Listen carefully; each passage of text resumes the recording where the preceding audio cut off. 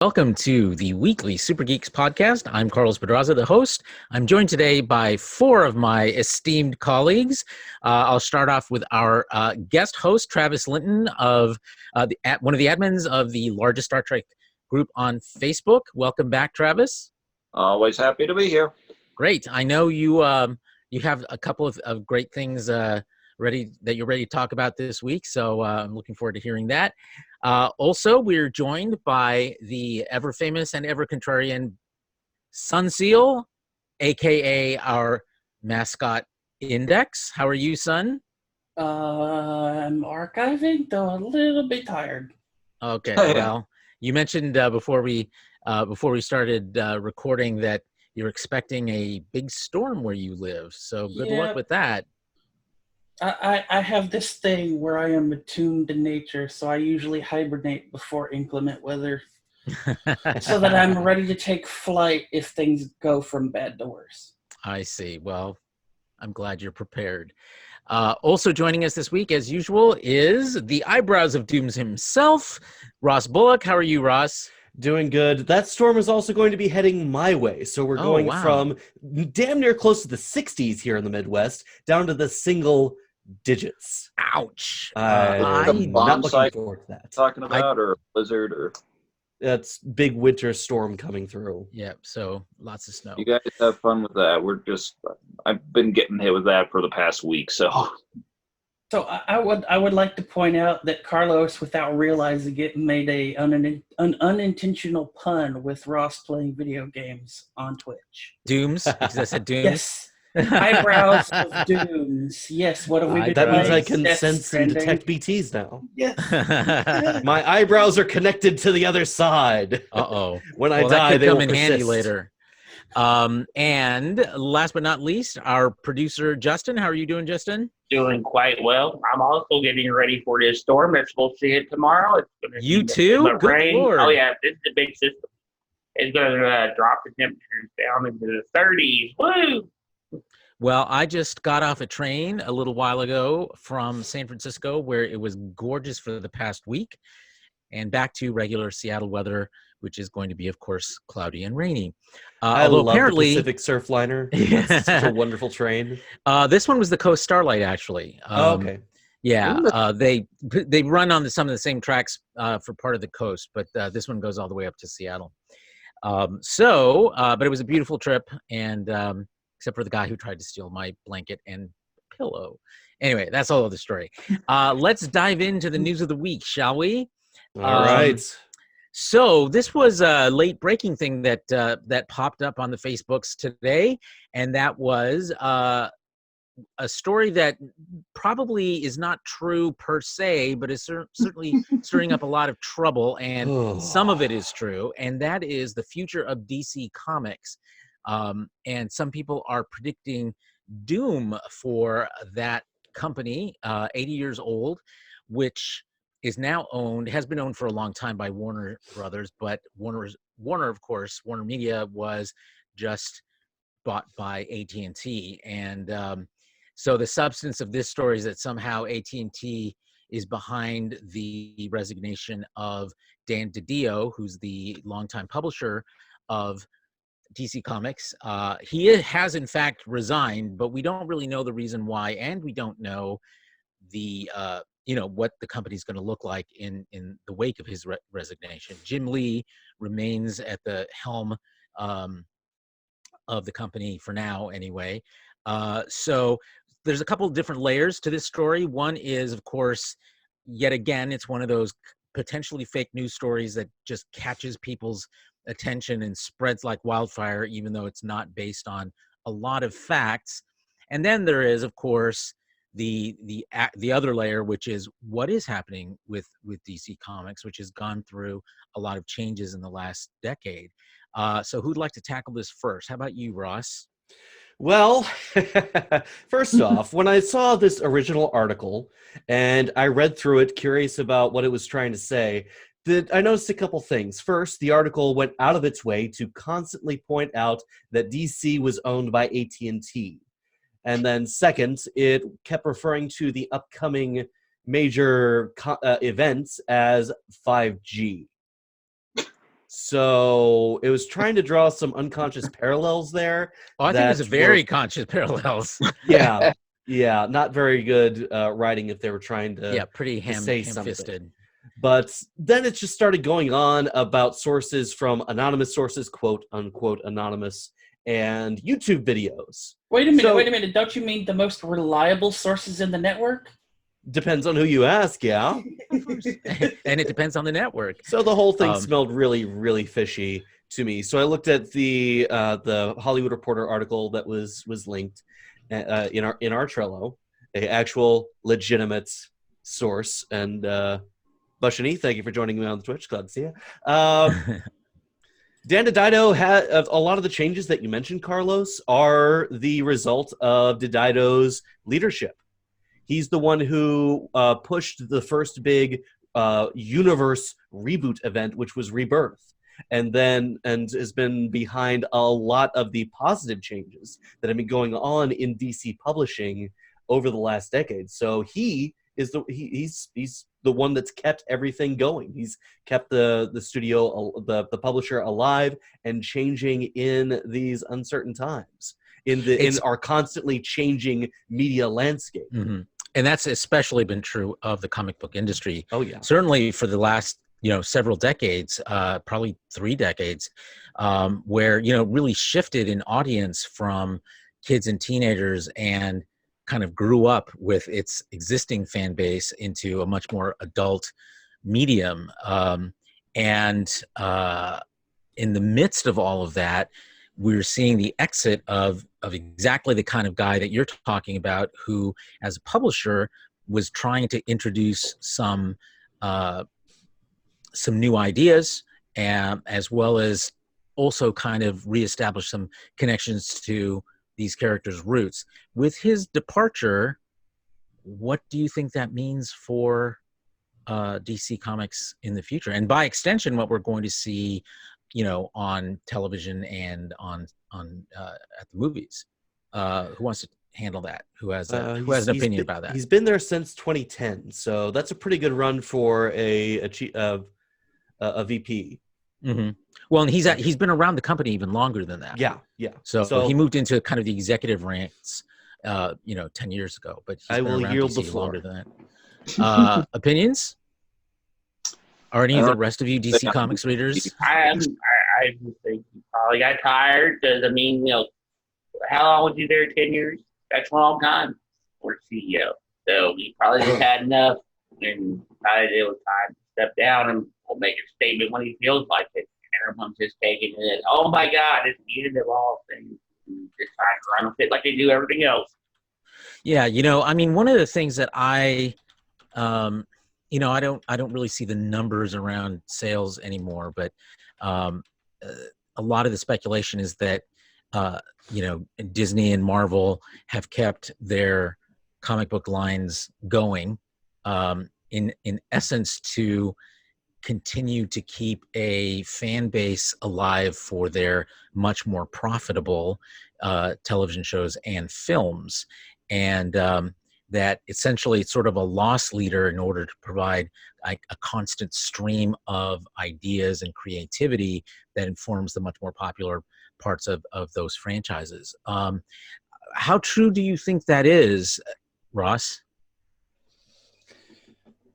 Hard to say. Like you, I don't know what the sales numbers are. I know that Rebirth was a huge hit when it came out. Mm-hmm. I'm still kind of catching up on it myself. I'm behind on a lot of comic stuff, but I was much more of a Marvel fan. But a lot of those characters still compel me. Batman is still incredibly popular, and I've been keeping up on the general news of a lot of the DC events. The last one that I followed a lot, actually catching up on the storylines through a YouTube channel called Comic Storian, was the DC Metal event, which were a bunch of evil Batmen from the dark multiverse invaded and tried to take over and cause all sorts of death and havoc. Really, really interesting storylines and interesting parallel possibilities for everyone's favorite superhero turned villain in this case. Yeah, and of course we had the Watchmen crossover in which Yeah. Dr. Manhattan kind of threatened the integrity of the DC universe. So they've definitely been trying some innovative things over there.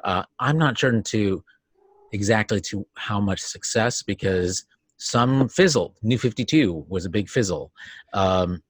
It fizzled because I think the writers just didn't know where to go from where they left off. But it's not just the mainline DC that is really doing well. DC's Vertigo line. Vertigo. Like that Hitchcock. line is really coming out with some amazing ideas and fun storylines. For Well, example, didn't they fold that into the DC Black Label? I thought they had. No, they did it the other way around. Oh, was it? I believe so, yeah. really, very cool.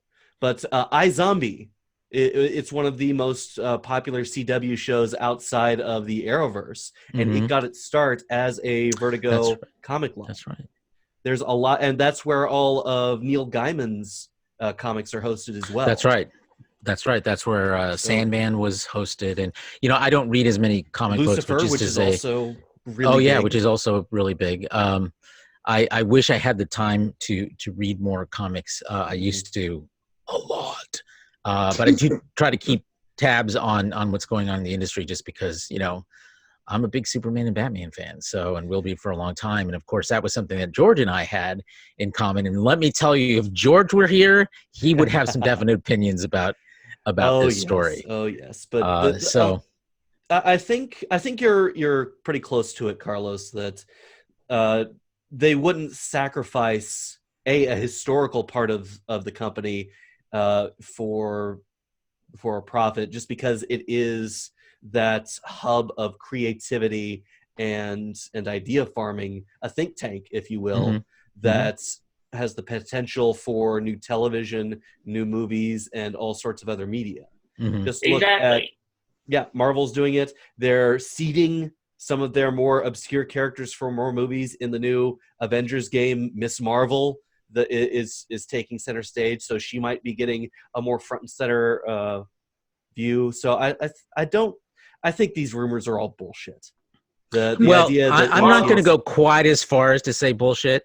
I think the idea that somehow they're closing the company is ridiculous. But I think there is definitely a change within the company going on. Yes, there definitely is. And I wouldn't rule out some kind of intervention on the part of AT&T.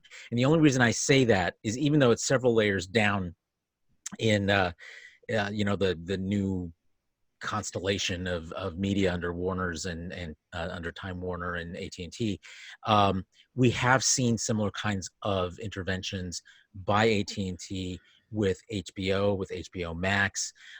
So they're a lot definitely of people angry about when they forced the head of HBO out. Yeah, exactly. And I mean, and HBO is a channel and a franchise that has really defined success in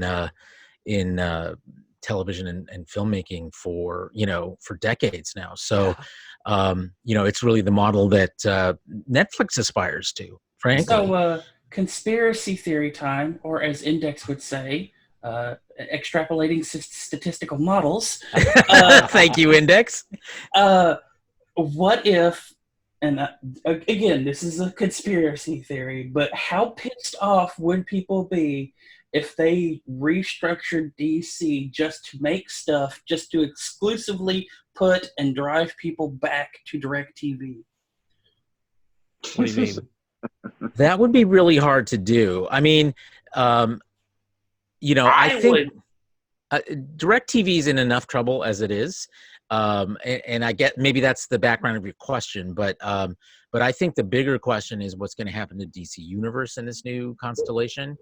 Will it in fact stay its own thing, or will it be folded into HBO Max or some other way configuration within this media empire? I think that's a big question mark. But probably my guess is something like that is going to happen. DC Universe is pretty unique among streaming services. Yeah, it has some original content, good original content. I just finished the Harley Quinn animated series, and it was fantastic. Yeah, heard good things about that. But they have a Trek reference in the last episode. It's also a hub. Sorry, Justin, go ahead. They have a Trek reference in the last episode. Yeah. More like a direct quote. But it's also a hub for all of their straight to DVD animated movies. Mm-hmm. And it hosts pretty much the library of DC's old animated series, including System Shock, Batman the Animated Series, Batman Sure. Beyond, and more. Sure. But it's also unique that it also includes all of the current run of DC Comics. Yes, which I think is an interesting aspect of DC Universe. My feeling is that you can bring that within the fold of something like an HBO Max, which as a essentially is a streaming service rather than a direct to broadcast kind of operation. You can create a niche within HBO Max, a DC Universe branded niche within it that because it's in HBO Max's, it's to their benefit to be able to include more intellectual property as part of their offerings for the same price to subscribers in order to attract and, of course, retain them. So that's, to me, argues for the end of DC Universe as a standalone, because it's still working to build an audience and to build, content, but not abandoning it, but bringing it within the fold of HBO Max or some other property that AT&T and Warner's own. I should also point out that there is a lot of cross-pollination between the different brands within this AT&T envelope. For example, the DC Daily, which is a daily show hosted on DC Universe, also airs on Rooster Teeth. Oh, I didn't know that. Yeah. Interesting. There's been a couple different...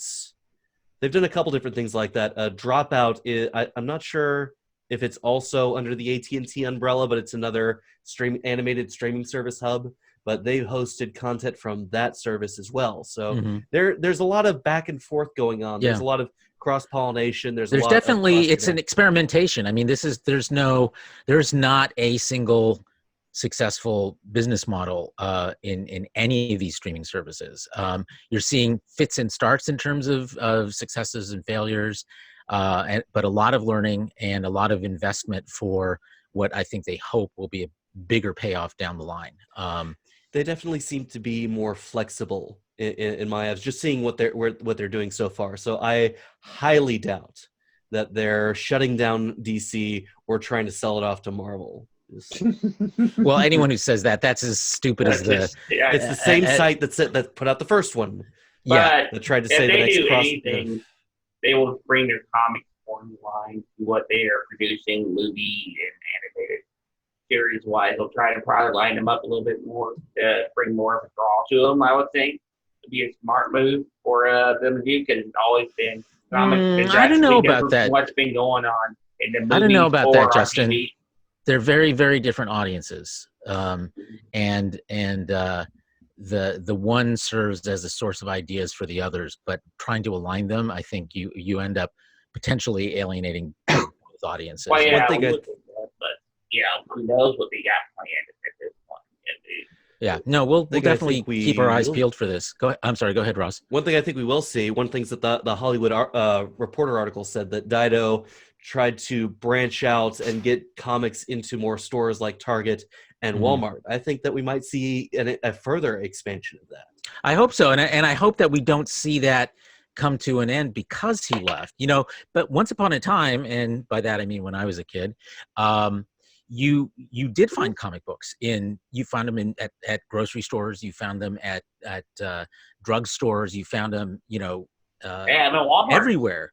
And when I was a kid, they were still doing that. Yeah, and now it's you can't find that anymore. You just go to comic stores, grocery stores. You have them right there with the other magazines and whatnot. Oh yeah, all these right there. They had big old racks of magazines that you can go through and get whatever you want. Light read and format. It's all right there in one area. Yeah, I think it's definitely we're going to see some more experimentation around how to monetize this intellectual property, and it seems to me like just killing it is probably the dumbest thing you could do. Yeah. And I mean, even the fake news story that broke earlier today about this had a supposed quote from someone who said, Batman is still like a big moneymaker for us. So of course we're not going to kill the characters, just comics, which we'll see how that turns out. Okay, let's move to our next topic. And this is also kind of looking backwards at, again, from the Hollywood Reporter today. There was an interview with Ronald D. Moore and was it Ira Stephen Bear, who talked about the development of yesterday's Enterprise, which was a third season episode of Star Trek The Next Generation, which, according to the headline, was the episode that saved the series, which kind of is a stretch maybe, but one of the things that Ronald D. Moore, who of course went on to develop the Battlestar Galactica reboot, one of the things that he pointed out was that the third season of TNG was creatively speaking there was a lot of chaos. They were trying to, Roddenberry was pulling back. Ronald D. Moore himself was brand new. Michael Piller had become the showrunner, and he was still figuring out what he wanted to do. So there was a lot of really crazy things going on, even as they were moving away from some of the, frankly, horrible things that had happened and that they'd done in the first two seasons of it. Driving and away even Gates McFadden. Yes, exactly. But that really, this one episode, in a lot of ways, even though it had a very shaky beginning, it came as an idea from Eric Stillwell, who worked on TNG, but not as a writer. And he submitted the idea. I actually know a guy who was a friend with him. He's originally from Oregon. And he came up with this idea, but of course the script had a lot of things that never appeared in the final episode as we saw it, but it did catch people's eyes. And as they shot it and they saw the dailies come in, they realized we've really got something going here. And it revitalized the writers, the creative team in a way that they were afraid was not going to happen. And for me anyway, this was news. I mean, I was aware obviously of the first two seasons, creative conflicts and stuff, but I hadn't been aware that, this deep into the third season, that how dispirited a lot of people were on the writing staff and the production staff. What do you guys think of this news? Wasn't this the script that at first was supposed to be about Kirk and crew, and then it got changed and they didn't want to bring the original series crew in on it? No, that was an idea that Ron Moore had later that could have worked for Generations except they told the story already in yesterday's Enterprise, but it was not a Kirk story. Okay. I knew that. Other ideas, Travis? I have not gotten a chance to read this article yet. But I would probably agree with the assumption that yesterday's Enterprise was very much the episode that began to open up, like, it began to get the morale boost that was needed. Like, I am not going to say that the entirety of season 3 sucked. I'm just browsed the episodes that came before, but the only one that really stood out to me before yesterday's Enterprise was Deja Q, which even then isn't going to crack a lot of favorites as far as all-time Trek episodes are concerned. But I mean, like, I do know that this was the season that very much put Star Trek The Next Generation on the map for a lot of fans. Especially, I don't know what article I read this in a while back, but I remember them talking specifically about the finale of season 3, the Best of Both Worlds. There was a guy, I don't remember his name, I don't remember again what article this was, but he said that before season 3, whenever he'd go to a convention, all anyone would talk about was just how much Star Trek The Next Generation just wasn't their Star Trek. They didn't care for the bald guy and everything like that. And once the Best of Both Worlds came and this cliffhanger blew everyone away, all that people could talk about was, oh, is he gonna make it? Is he gonna come back? Is this the end of the bald guy? And yesterday's Enterprise, like, I could very much see it being that turning point. And I honestly feel like it would be such a fitting episode for it to be that turning point, especially when it has such wonderful lines like, let's make sure history never forgets the name Enterprise. And Yeah, that's a classic line now. it is. And especially I feel like it gives like Tasha Yar just a much better send-off than Skin of Evil ever did. Significantly. Yeah, I think that was one of the reasons behind the story, as I've been told, is that they really wanted to do a better send off for that character.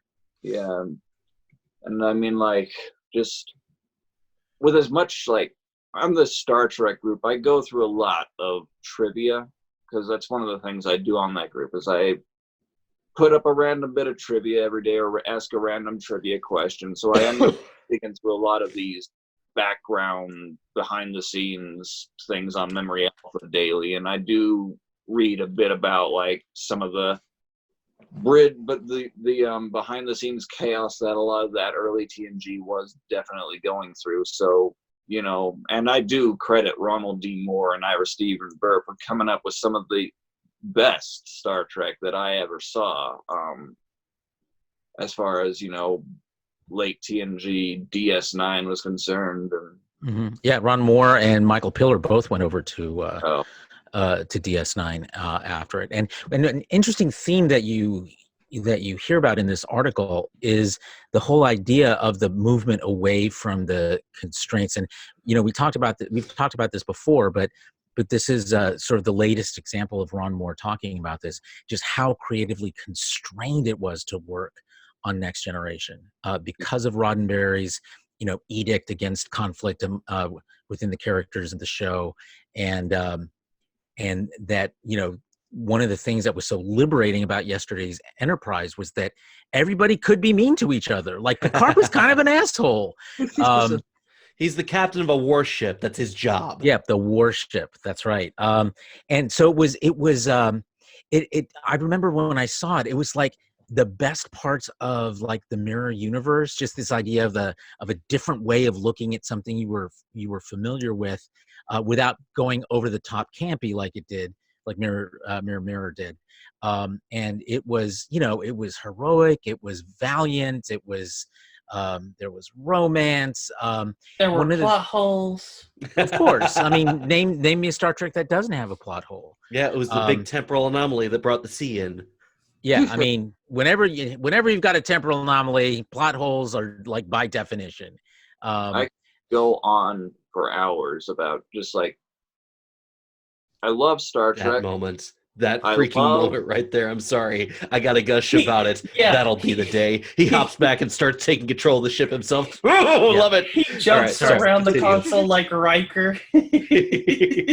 Like, I could go on about how much I love Star Trek and how much I very, very much respect Gene Roddenberry for coming up with that wonderful idea and just laying the groundwork.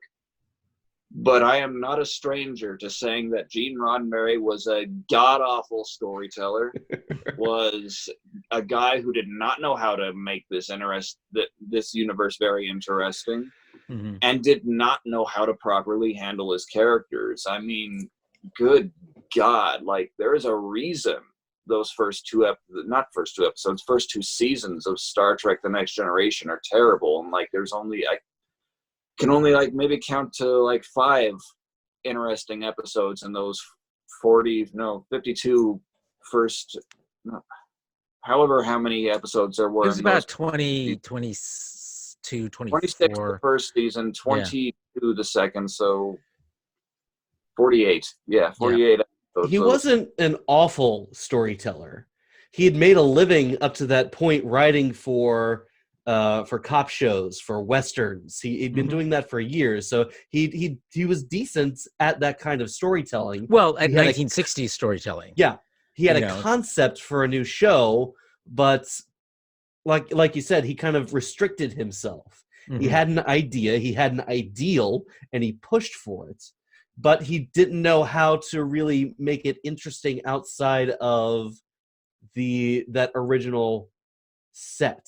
How to really make conflict without, while working around his own limitations. The reason why I say he's not that good of a storyteller is because as far as his Star Trek writing is concerned, I can think of only 2 episodes that I actually really enjoy from him, and that is Private Little War, a really, really underrated original series episode, and Bread and Circuses, which is also from the original series. But that's probably just a little bit of like personal connection as far as I'm concerned, mainly because I'm religious in that aspect, and I was like, hey, I actually kind of like this episode with how it touched religion and everything like that. Yeah, I mean, but of course the real creative powerhouse behind the original series was Gene Kuhn, who often is forgotten. His contributions are often forgotten, but some of the best things you know about Star Trek came from him or DC Fontana, so whom we lost, last year. So yeah, that definitely played a big role. One of the things that when you get a chance to read the article, Travis, that you may find of interest is the discussion in there about how, literally how they split up the writing of this episode. They had 3 people, and they literally broke it up by act, and they had different people write each act. And I think Ron Moore did 2 of them, one of the things they revealed that was always like a really big deal and something that was difficult to write for her in every episode in which she appeared were any scene with Guinan in it. See, that's what I wanted to talk about. Jump in then, son. This is really the first time we see Guinan take her own lead role in The Next Generation. She and this is one of those weird plot holes. For some reason, on a military ship, she's the only civilian, and yet at the same time, she's there and imposing upon Picard that something's not right here. And I mean, she literally goes to Picard and goes, something's not right here. And this dude, who is the captain of a military vessel, will defend her by saying she's a longtime friend, yet she's still a civilian on a military vessel. I thought that, I still think that's weird, but yes, this episode really drove how to write more of a complete Guinan tale, kind of set up how they fleshed out Guinan more in the Mark Twain episodes. But even that didn't really give us the whole picture. I mean, we today still don't know what is at the core of this relationship between Guinan and Picard. Or just Guinan. She is still quite mystery. She's still a big mystery, but specifically as we see rolled out in this particular episode, I mean, he basically completely and utterly trusts her. What she says to him is they don't even flesh this out. They don't even flesh out their relationship in the books at all. So that ought to tell you something. Usually we try to explain these type of things in books, they're not canon or anything like that, but they still try to come up with a backstory or something. Yeah, they don't even touch it in books. Yeah, I'm not sure we're going to learn much more. I mean, she is slated to appear in season 2 of Star Trek Picard. Maybe we'll find out some more there, but I suspect we'll also have a lot more questions. I think we're going to end up with more questions than answers.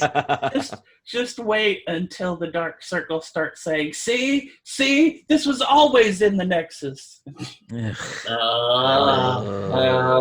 ain't one of them starting. No.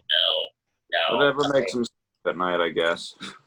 Yeah, I guess. Well, I should Whoever point out, makes them happy.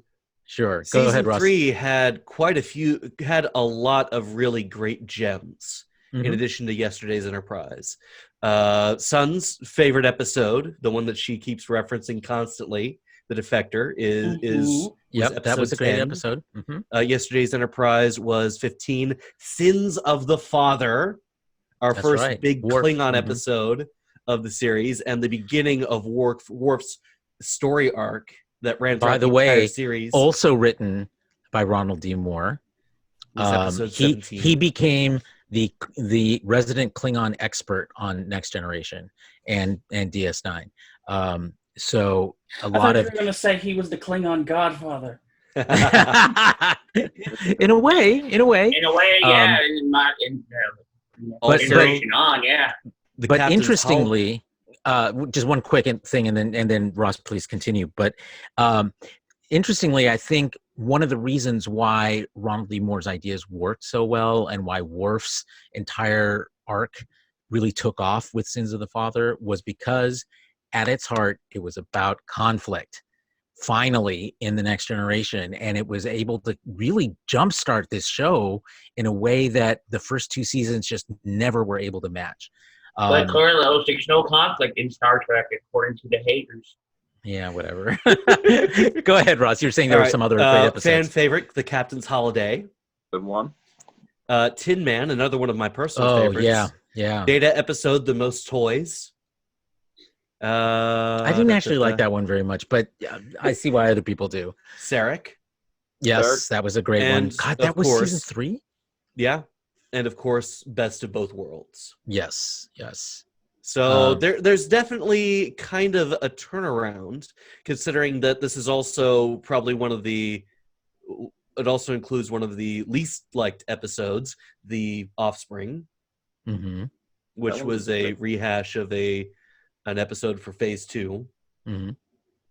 That All never those happened, of course. after yesterday's Enterprise. I thought that was a child that was rehashed.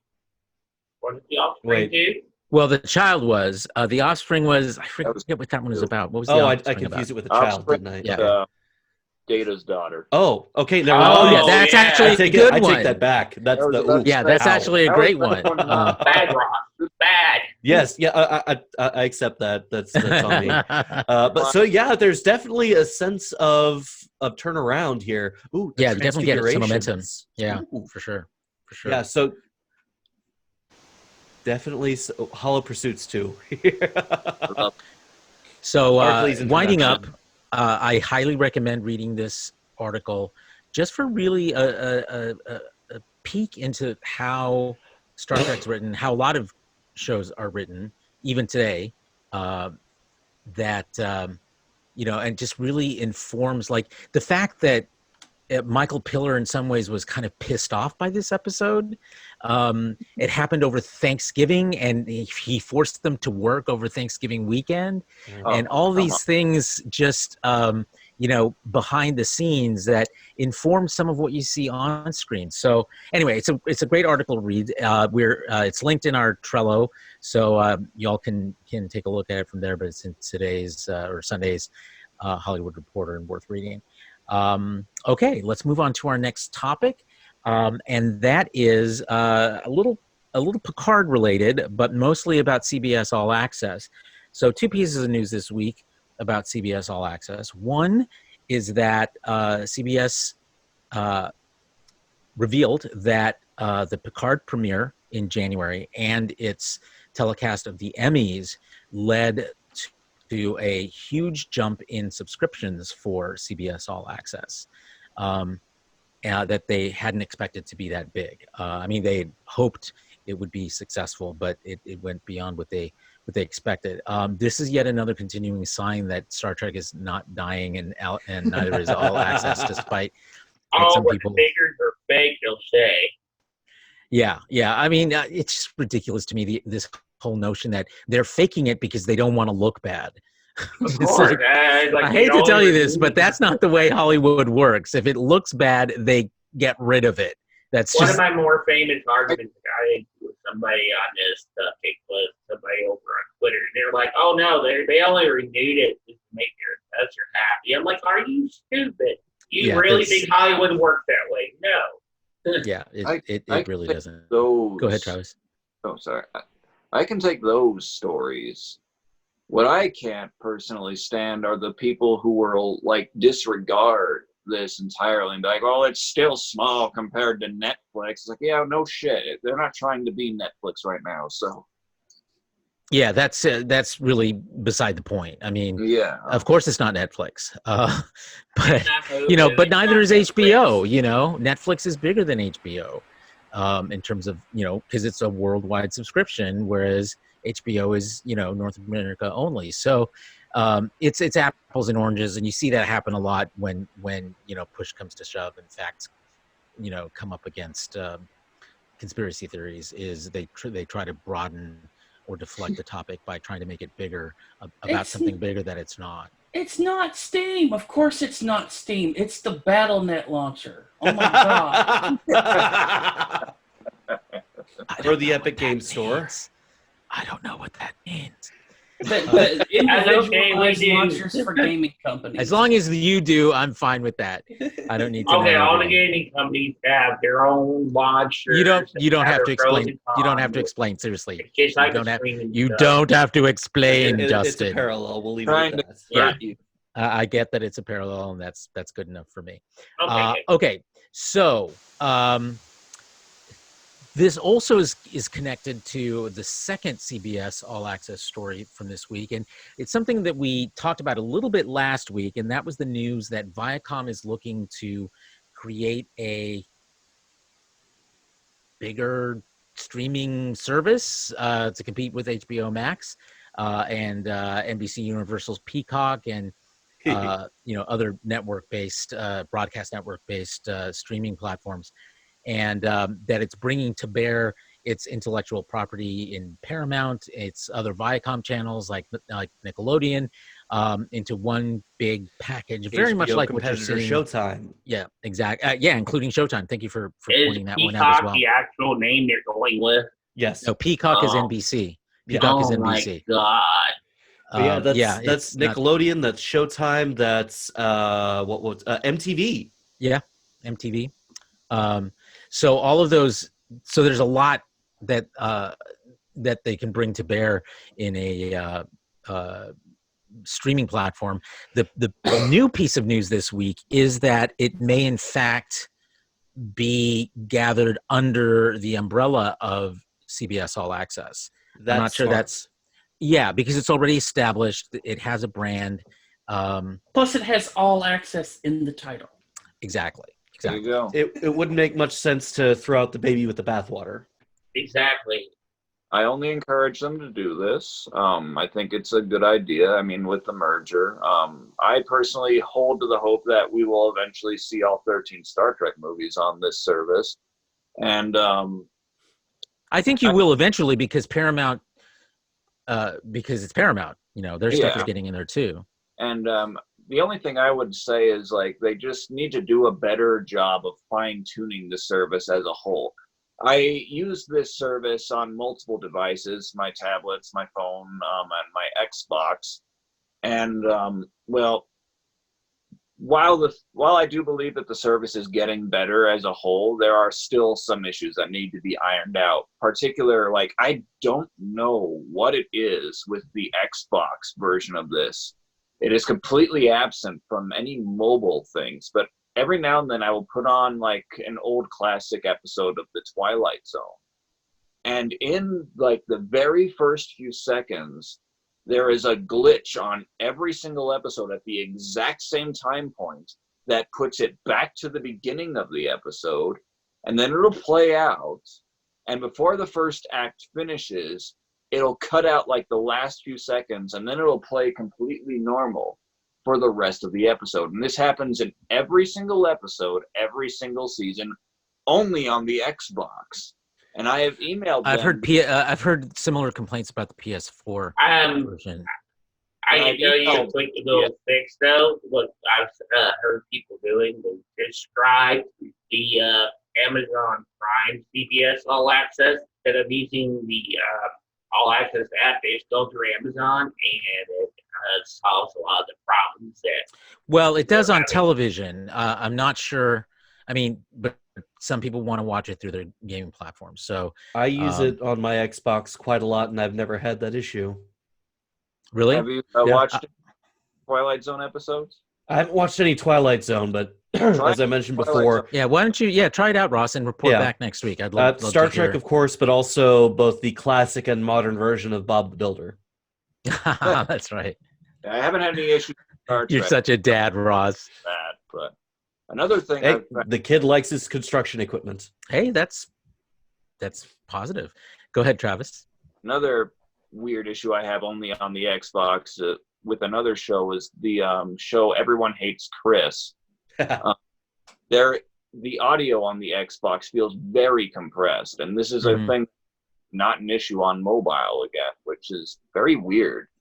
There's just certain shows on the Xbox service that just have little issues, and I've emailed them with this, like, hey, you guys need to fix this on the Xbox, and they just always end up sending me just this list that never works, and Right. I think they My guess is that if you were to see a pie chart of which platforms CBS All Access has the most subscribers, you would find that the gaming platforms are probably the smallest slivers, Yeah. and that's the reason you're not getting a lot of attention there. They probably see them as kind of a sideshow for them, but their real impetus in terms of building infrastructure and addressing technical issues, I think they've really been focused on their own app, the mobile apps, and of course their subscription service through Amazon Prime. That's why I said maybe try the Xbox Amazon Prime app and subscribe to CBS All Access for it. It might work out better. Because Amazon, if you have a problem, you can actually get through their customer service. Justin, real quick. does Amazon Prime have an Xbox app? I do believe they do. I know they got like Fire Stick and all that stuff. See, so they should.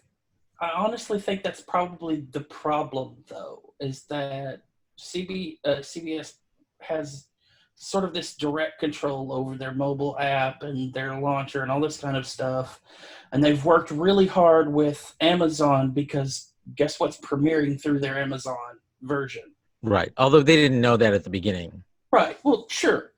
Okay. Well, now you have your app going through a third party, either Xbox or PlayStation, and the solution is to go through a fourth party by downloading the Amazon Prime version on the Xbox to view one of you. Although it may work better.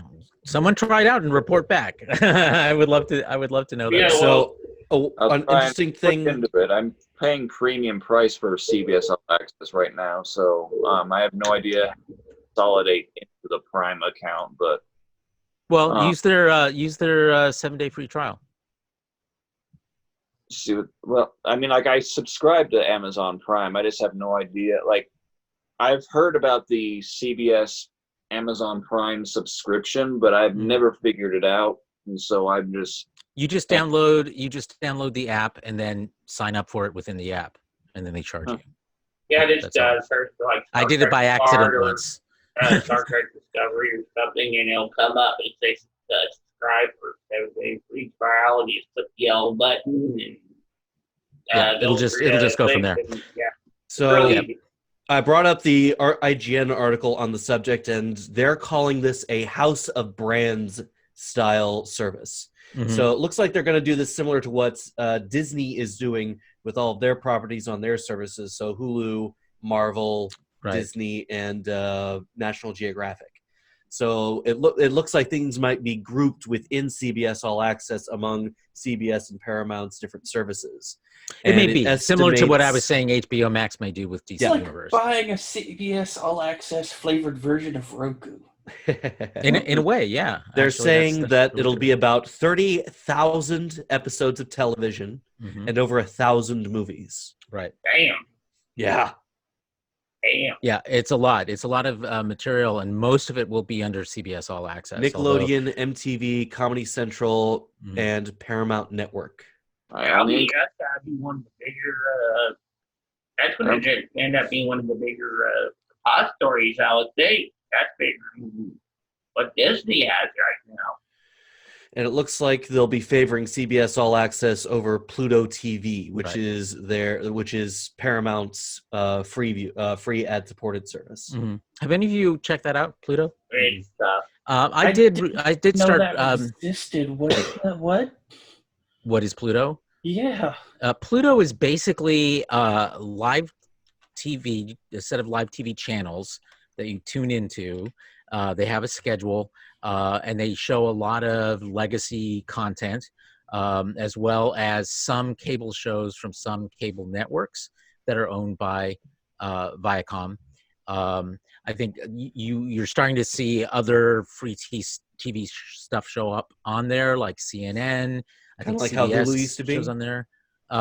Kind of like how Hulu, except the difference is Hulu is on demand and has always been on demand. Pluto is live, so you tune in and whatever's on is a on. little TV guide. Yeah, they have a little grid like that. So that's the difference. But they have like a channel that is dedicated just to old Doctor Who. So you can just tune in anytime, and there's Doctor Who playing 24/7. Yep. And it's ad supported, so there are ads, and quite a few of them actually. A lot. Yeah, it's a lot, but they have a lot of old shows too. I think The Invaders is on there. I've watched some episodes, and so it's kind of like what the digital extra channels now for air broadcast television have with like Comet or MeTV and stuff like that. Yeah, sort of like that. I think MeTV would probably be the closest analog to it. But just imagine 400 channels of MeTV, and each one has a different niche, reaches out to a different niche. Some of them are quite specific, like Latin dramas. And all of them with weird call sign names that you can't really figure out which one's which. It's like, oh, wait a minute, that looks like it's kind of like HLN, but it's spelled completely different. All right, so yes, we're definitely, and that's supposed to happen this year. So as is HBO Max's launch in May. Yeah, so we'll see. We'll see how this goes. I'm sorry, go ahead, Travis. I just said I'm looking forward to it.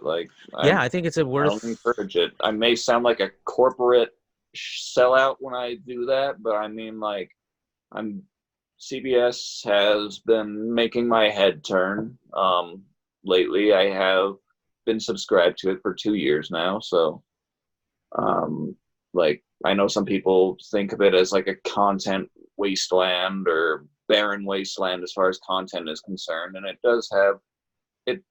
At times it did leave a bit more to be desired, but I do believe it is getting better. Wait a minute. Yes. Pluto TV has an all Baywatch channel? Yes, they do. I'm telling you, it's niche after niche after niche. And it's totally free because it's exported. Oh, yeah, there's all kinds of stuff in there. Plus a lot of us on there. Plus a lot of music channels. Just like, those upper channels in like your cable thing that's just audio only, and it's different genres of music. They have that available on Pluto TV as well. So that will be essentially the bottom tier of the CBS Viacom offerings. CBS All Access, much expanded, will be the middle tier, and then Showtime will sit on top as the lead of their premium tier. So, and that would actually fit into CBS All Access pretty well because they have a live broadcast channel as well. Yeah. What? Yeah. Wow. They have an entire channel dedicated to nothing but the Addams Family. Yes. I'm telling you. And they're adding channels all the time. Yeah. I mean, it's an app. It makes Son very happy, Carlos. Yeah, I'm sure it does. It's available on indexing all night.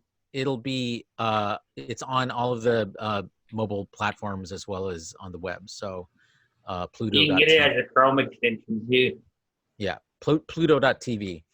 Okay, let's move on from that little piece of news and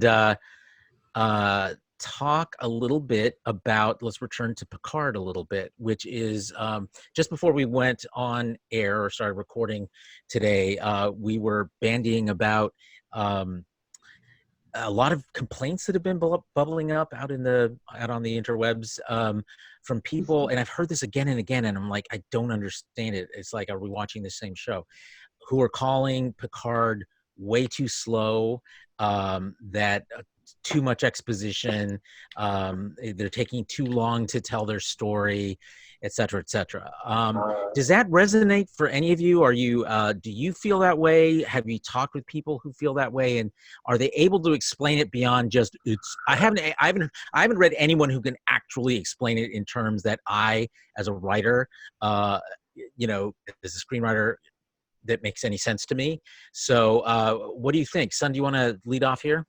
Outside of you mentioning it, I have heard nobody. Oh, really? Take a little tour over in Travis's Facebook group, and you'll see it over and over and over again. And not just that one. You'll see it in I subscribe to like 3 different Star Trek Picard discussion groups on Facebook, and every single one. I don't see how you stand that. I will say this. I said this before we started the show.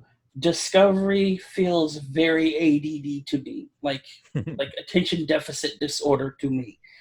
And as someone who has ADHD, yeah, noticing that from a TV show gets weird at times. And the only good explanation I can come up with, because it's something that I've noticed, is that these are all probably people who are used to Discovery's ADD, and here's Picard who's actually slowed down a bit, but it's still ADD to an extent. And so they're like, oh my God, it's too slow. I can't keep up anymore. Ah! That's the only thing I could come up with, because I enjoy how it takes its time in certain places. And because it needs to take time. You know, Travis, you made a point before we started recording about what the difference is for you here and why you don't think it's slow. Yeah, I mean, like, it's like I made this point the other night when we were talking about the newest episode of Picard, and these are the same people who are saying, "Oh, there's too much action and Discovery, too much pew pew pew," and now with Picard's here, it's much more character focused, and I very much am immersed with what's going on in these characters' lives. But these people are saying that it's too slow and that it's boring, and you made the same point that, like, it's just not self-contained stories, and these people want a beginning, middle, and end right away, I guess. I mean, like, I think these people are just a very, very, very loud minority. I did a mid-season, what you want to call it, status report, I guess. I put up a poll on the big Star Trek group. I said, hey, we're 5 episodes into this 10-episode season. Out of 5, how do you guys rate it? And I had a lot of people give a nice 620 people said that it's a 5 out of 5 show, 298 4 out of 5, 97 3 out of 5, 41 2 out of 5, and 18 1 out of 5. I really do feel like these people are in just a vocal minority, because this is a little over 1% saying that this is one of the worst Star Trek shows that they've ever seen. We have a Facebook group, I won't name his name, but he said, Star Trek may evolve, but as long as it, 1, gives an optimistic view of humanity's future set in a universe where humanity has solved its problems, and 2, the focus is on exploring the unknown, strange new worlds, and like new civilizations, then it's still Star Trek. He rated it a 1 out of 5, but this is a guy who has a clear bias. The interesting thing is that it doesn't matter who it was. The point is that Gene Roddenberry himself was quite explicit about this. He, even though it was set in space, it was really about exploring humanity.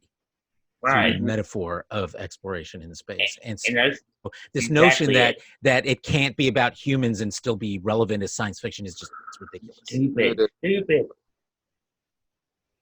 I mean, they're arguing that it's not showing utopian future. I'm like, no, it's showing them trying to fight for that utopian future to come back. I mean, they're fighting for what's right, and that's what Star Trek is about: fighting for what's right, showing and working for a better tomorrow. You trying to save a girl's life. That is a noble cause. Star Trek is also about noble causes. And There's never been any vigilantes in Star Trek. Yeah, okay, they clearly missed out on half of the movies and every other episode. So I just don't understand where these complaints come from. It's like they don't even bother to watch, and they're just going off of what other people are saying just to try to sound relevant. Yeah, I mean, to me, when I hear that kind of criticism repeated over and over again without any really clear examples, I can't. You can't give them any credit because it's just like they didn't even watch it. It's just you tell. Here's Travis? what I think the confusion is. A lot of these people who are making these claims that it's being too slow, despite everything that's been said about this series so far, they're expecting it to be a TNG sequel. They're expecting it to be a formulaic, episodic, yep, something of the week show. But if you wanted something slow, that's exactly that. Holy crap. Yes, but it doesn't follow the formula of what TNG was in the 90s. They're expecting 90s sci-fi, 90s primetime broadcast sci-fi on a modern streaming service. Really true. That's not what they're getting, and that's where a lot of the criticism comes from. Son, you're making a really good point. Go ahead and finish that. It's like, does anybody remember how they would always spend 5+ minutes in the conference room debating whether or not they should fire? Yeah, I think they've forgotten how slow 90s television was. It's amazing to me how people have this vision in their heads of what they think Star Trek is, but if you actually go back and look, you'll see it is not that at all. It's what they've, it's become their headcanon. And so if it doesn't match that, even though it's not based on facts, it's not Star Trek. They're all Star in the Trek conference never room done again. this. They've never done this. Oh no, they've never been gory before. Oh, I think Trek Sphere debunked that quite effectively today. yeah. I don't know if I am accurate in this comparison, but I look at Picard like Star Trek Noir. It is very character central. It is exploring characters better than any Star Trek series out there to date. It's far more character driven than Discovery, than Deep Space Nine, than Voyager and TNG will ever be. These are like Voyager and The Next Generation. These were very much shows where their characters were not allowed to develop. They were in a static bubble, and that very much fits into the episodic formula. Once the episode is done, you hit the reset button and everything is as it was. The status quo is maintained. Exactly, and this is not that show. Star There Trek is no status quo in this show. And I say this often enough in almost every comment section of every YouTube channel that's ever talked about Discovery, so I'm going to say it here now. Star Trek is about, as we've said, people, humans. And it doesn't matter what point in time we are, what problems we've overcome, humans are imperfect and fallible. And we will always make mistakes. We will backslide. We will go off course. We will fail.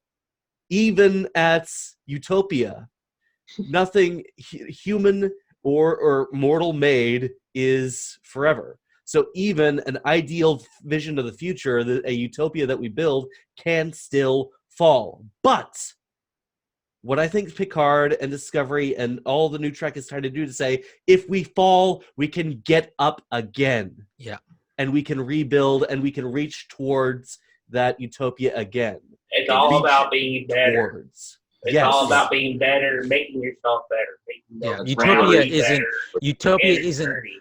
Utopia isn't a hill you climb and there you are. It is a hill you have to keep climbing.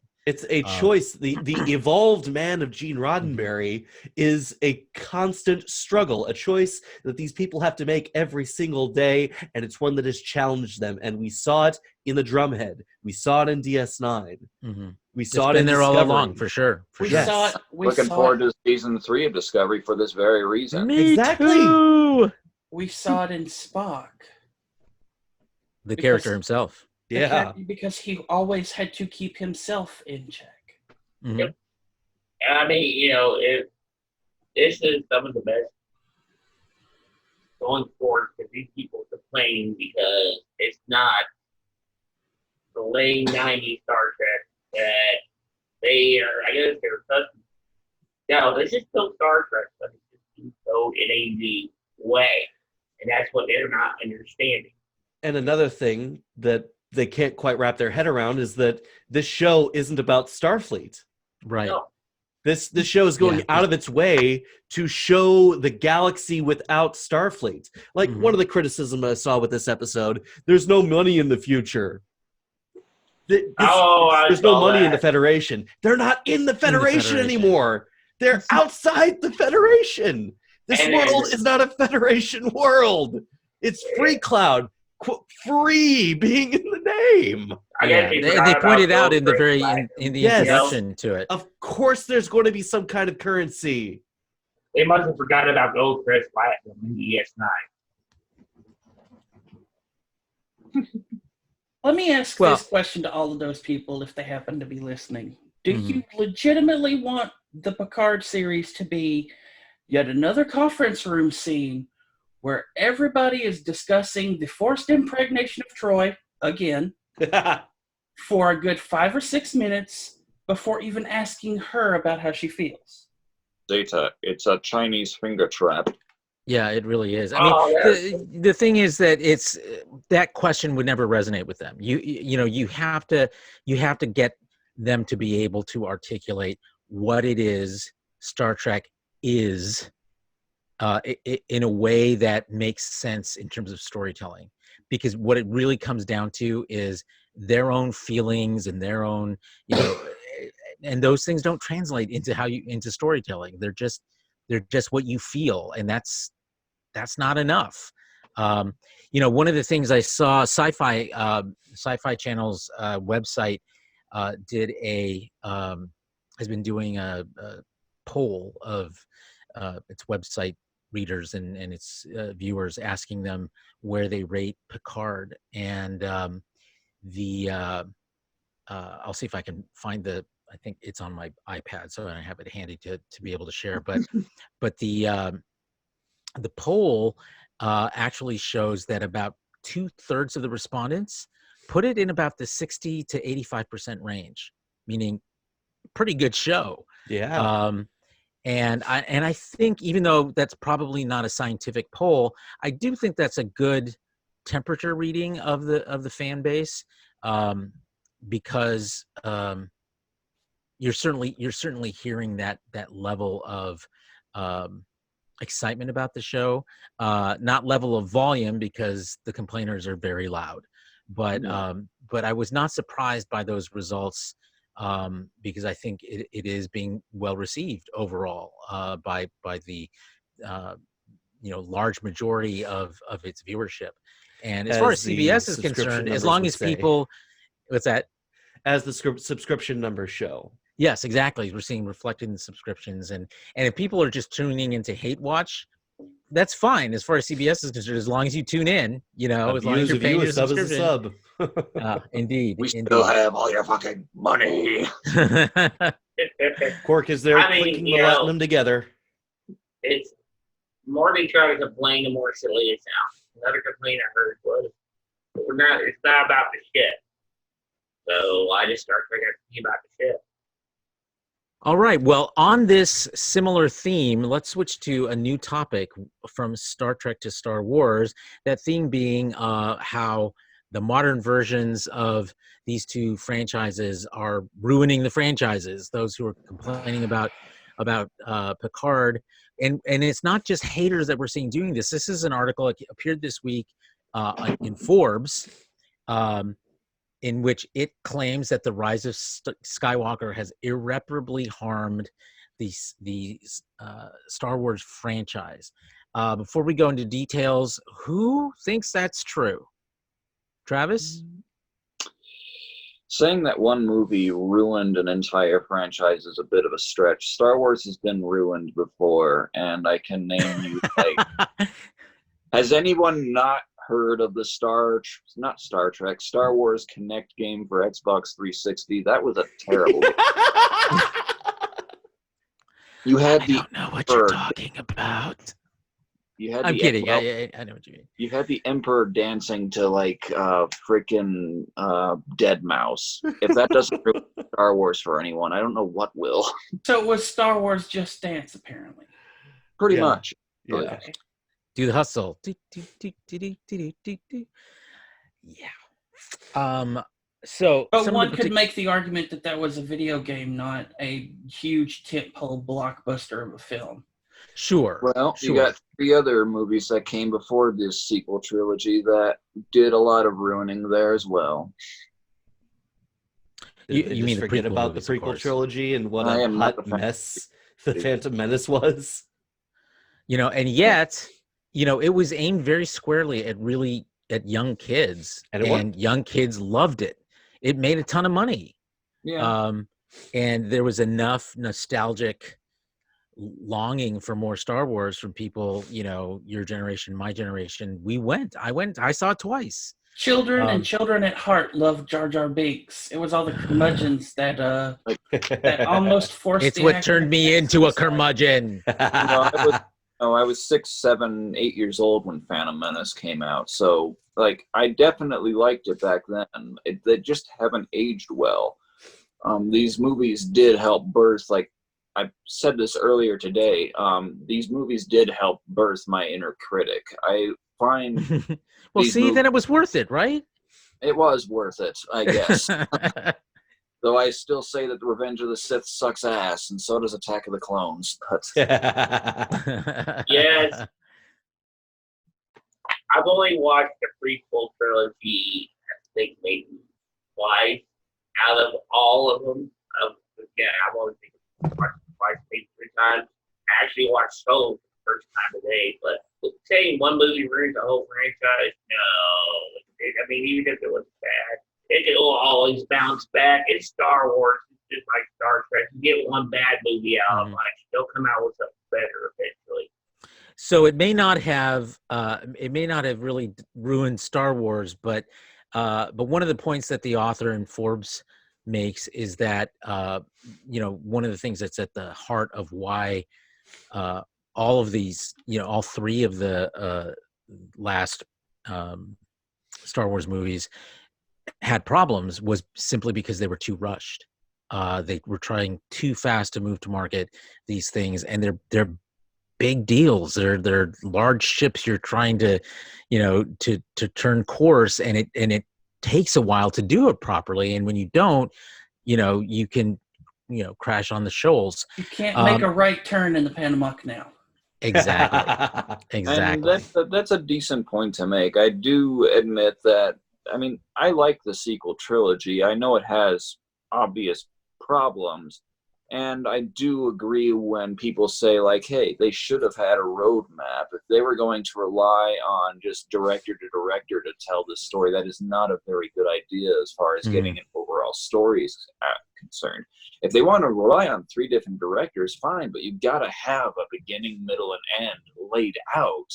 You can't just say, all right, you do the first part, and we'll get this guy to do this second part, and whatever he comes up with, the third guy is going to have to go off of that.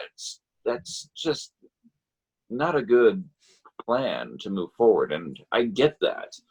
But as far as it killing the franchise or ruining the entire franchise, if that were the case, I don't think we would have seen The Mandalorian come out. So, well, and to be fair, this author in Forbes doesn't say. He believes that, this is his expression, by the way. He says, as a franchise, Star Wars will still live long and prosper. And that really, yes, I know. It was cute. He went, live long and prosper. But that by not sticking its landing in terms of the Skywalker saga, it's really a black mark on the franchise. And that's definitely the big deal I see in this article, is that, and as is kind of at the heart of why people hate this trilogy, is how it just said, okay, let's kill everybody now and start a new thing in with the Skywalkers. Mm-hmm. Let's kill all the important people and then start over.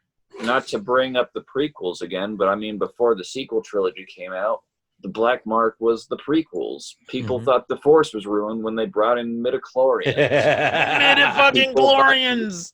People thought Yoda was ruined when they gave him a lightsaber. I mean, that was probably the coolest thing about the prequel movie. Yes, it was. Honestly. I when Yoda was about bouncing this. literally off walls. Yes. Really? I thought it looked ridiculous. I ranted about this the last time we talked about Star Wars in depth, that with so many hands that it has passed through, like you were alluding to, Travis, that this movie was not going to be satisfying for everybody, specifically because it's passed through too many hands. And then with the advent of the third movie, they started this big push that this was the conclusion to the ongoing Skywalker saga, a continuous story from the 60s to now. There is 70s, no 70s, way in not hell. 60s. 70s. 70s. From the first movie to now, there's not no that way old. in hell they were going to tie that up in a completely satisfying manner. It's Mass Effect I think 3 they all could over have. No, we've had this conversation. I think they could have. Not to the degree. If your bar for success is everyone's happy, no, of course not. But if your bar of success is that basically people were happy, like most people were, then I think that was achievable. But it's like the classic pyramid thing, that you can either have it fast, you can either have it cheap, or you can have it good, and pick two. And they obviously did not make it cheap, but they tried to make it fast, and therefore it wasn't good. And that's really what's at the heart of the problem if you're looking for a source. Well, as far as Star Wars being dead, I have some information right here that could pretty well show that it is not. Disney has currently slated 3 untitled Star Wars movies for release on December 16th, 2020, December 20th, 2024, and December 18th, Wait. 2026. Did you say 2020? That's 2022. This year. 2022. Okay, cool. That makes more sense. That's just untitled Star Wars movies. Rian Johnson's trilogy that he is heading is still in production. He has not been fired. Kevin Feige has not been fired. Kathleen Kennedy has not been fired. Mm-hmm. The Mandalorian season 2 is coming out this year. Well, interestingly, Star Wars future may be brighter on television, just like Star Wars or Star Trek's future is. That's one of the brighter on things that television. this is an IGN article, by the way. I'll drop the link here in chat and into Twitch chat as well. Mandalorian coming in October. The 3 slated. Oh, those are 3 theatrical releases. There is talk about the Obi-Wan show, the Cassian and K2SO show, and of course the final season of Disney Plus. But they're thinking that more movies could also be coming out that are for Disney Plus, in a similar vein as direct to video or direct to DVD. Now, interestingly, though, the TV series that you just mentioned have all been put not on hold; they've been delayed because they're working on them, because something's not quite right. And frankly, I think that's a good idea. I think a 2022 release date for the first of the next 3 movies is a bad idea. It's just as bad as they need to take some time. They need to let people sort of like step back from the smoldering ruins of the Skywalker saga, and and just reconstitute. Let your TV series pick up pick up the ball here for a while. Wait a minute. So you admit that Star Wars is kind of in ruins right now? Well, I mean, yeah, I do. Yeah, I mean, I would disagree. Mandalorian I think season 1 killed it. Yeah, exactly. Okay, maybe my the movie point is that franchise is. the movie Star Wars movies are in bad shape right now. I myself, my opinion of it was, I mean, I'm glad I saw it because I wanted to see how it ended, but it wasn't good. It wasn't Well, I think they horrible, but did. it wasn't good. Well, It was well, that okay. was, yeah, it was Better than the prequels. And see, without going out of his way to say it, that's literally what he's talking about here, this article. He's Mhm. talking about the film Yeah. side of Yeah, Star no, Wars. he points out that the Mandalorian, is being, is successful and so forth, but that when you're looking at the movies that are at the core of the entire franchise, the ending of it, the last three, in particular the last two, just because there were, bounce back and forth in terms of concept, just were not a satisfying end at all. So I think they need to take some time. They need to take some time and let it live on TV for a while. Let it do well there through Mandalorian, through Obi-Wan, whatever. But they need to get this back on track in a way that if they can do what they did with the Mandalorian for everything that they do Star Wars from now on, I think that's a good move. Here's a The good director of the new film is J.D. Dillard, written by Luke Cage writer Matt Owens. I like Luke Cage. So here's a good metaphor to leave this on for Disney. Disney, it's chili. You can eat it now if you want to, but you need to let it stew. That is a good. Those are good last words as we move to our next topic, which is also Star Wars related. And then for this, I'm gonna shoot the ball over to you, Travis, because as you pointed out on our website with your review of the new episode or the new season of and final season of Clone Wars, tell us what you thought. Well, ironically enough, it was very much an accidental find.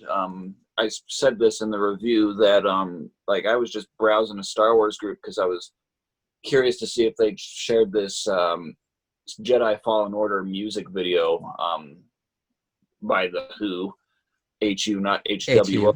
Right.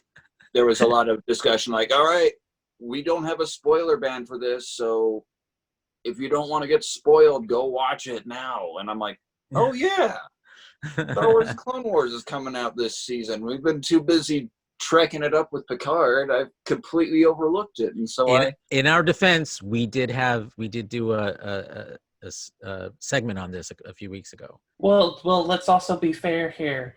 If George were still here, he would not let us forget it. That's true. He would have spoiled it a couple times over by now. Oh yes, he would. It's not a big spoiler. It's not a big spoiler, but it's this. It's this. It would It's have not a big its own spoiler. review show. But yes, I definitely put it on. I have a lot of interest in what they will do because this is a show that very much blew my mind as far as expectations were concerned. Like, I just said that I'm not a fan of the prequels. So going into this show, like, my bar was very low.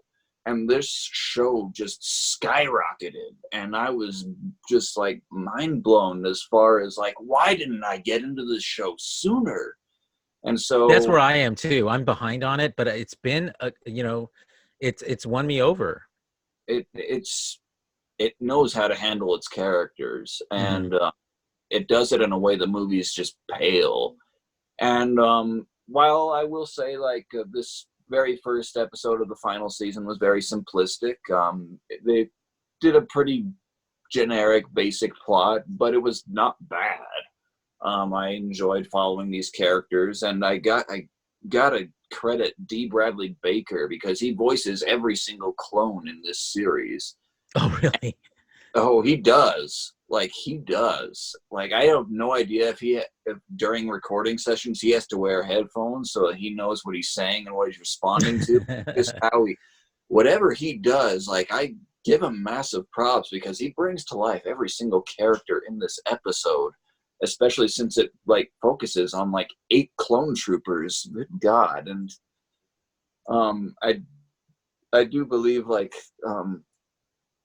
this episode's called The Bad Batch, and it focuses kind of like on an A-team of misfit clone troopers. They're defective clones with desirable mutations. That's what the episode calls them. So it's like an A team of clone troopers. One has like superhuman strength. One has like this ability to like expertly map out the terrain without getting lost.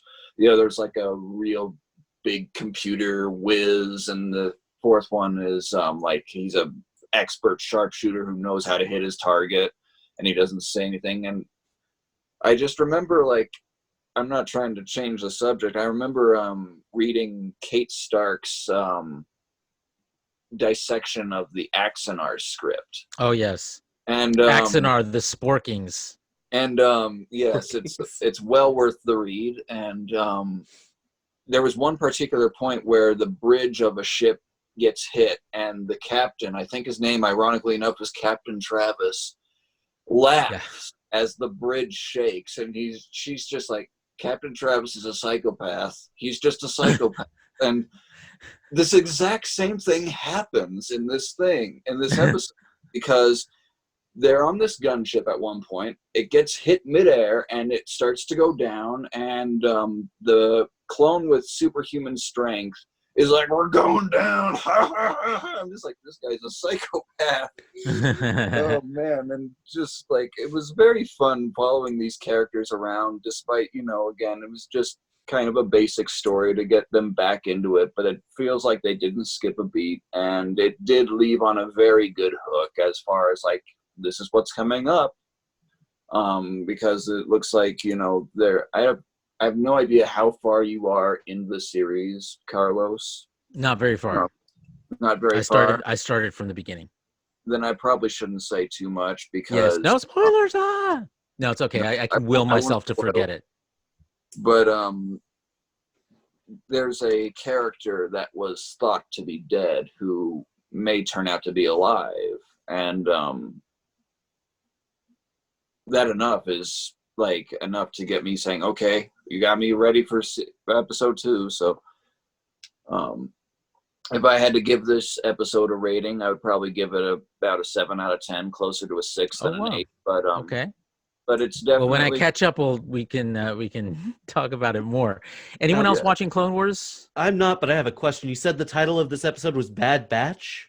The Bad Batch, yes. That's really cool, because when Clone Wars went off the air before, the Star Wars website released a bunch of work-in-progress shots of an episode called The Bad Batch. And this actually based on a lot of that. I actually was, when I was writing out my review, I was looking for images of this, and I noticed there was actually a lot of like pre-rendered footage animatics and stuff, and I was just like, wait a minute, I've seen this kind of thing before, and realized, hey, this is stuff that was worked on before and is now getting finished. So I have no how many of these episodes they're going to do. I remember seeing like a sequence with Boba Fett in one of these sequences. I have no idea if this might be coming up. I know this season will be dealing with the Siege of Mandalore and Darth Maul and Ahsoka Tano, and I mean, like, I'm a diehard Trekkie. I've taken a few steps back from Star Wars, but I'm very curious to see where this season goes. Yeah, it's kind of where the story of that Whip episode, though, was a little different. It was about a bunch of defective clones that eventually proved their worth. But in this case, you've got a bunch of defective clones that are actually badasses. Yeah, pretty much. I mean, like, cool. This episode almost was a little too formulaic, as far as, like, I was almost expecting that, like, the bad batches and the regular batch would clash and they get into trouble, and the episode would end with them, like, understanding each other and working together. But it actually didn't go that way. While they had their clashy moment, they actually came to their understanding far quicker. And they're like, you know what? I want to take a page from your book, and we're going to do it this way. And they do it the Bad Batch's way, and it's very fun. And they have all these silly Star Wars cliche. Oh, Carlos is gone. They have all these. You jinxed it, Boucher. They have all these silly cliches where, well, I can't say cliches. Star Wars tropes, I should say. They have the trope where, they're enemies are standing like maybe 10 feet away and they're shooting and they're still missing, that kind of thing. But I'm looking forward to it. Sounds like Awesome. a lot I of can't fun. wait. I have not watched this series, and I need to. I've been meaning to get to You it. do. And I It will is- make it on my list.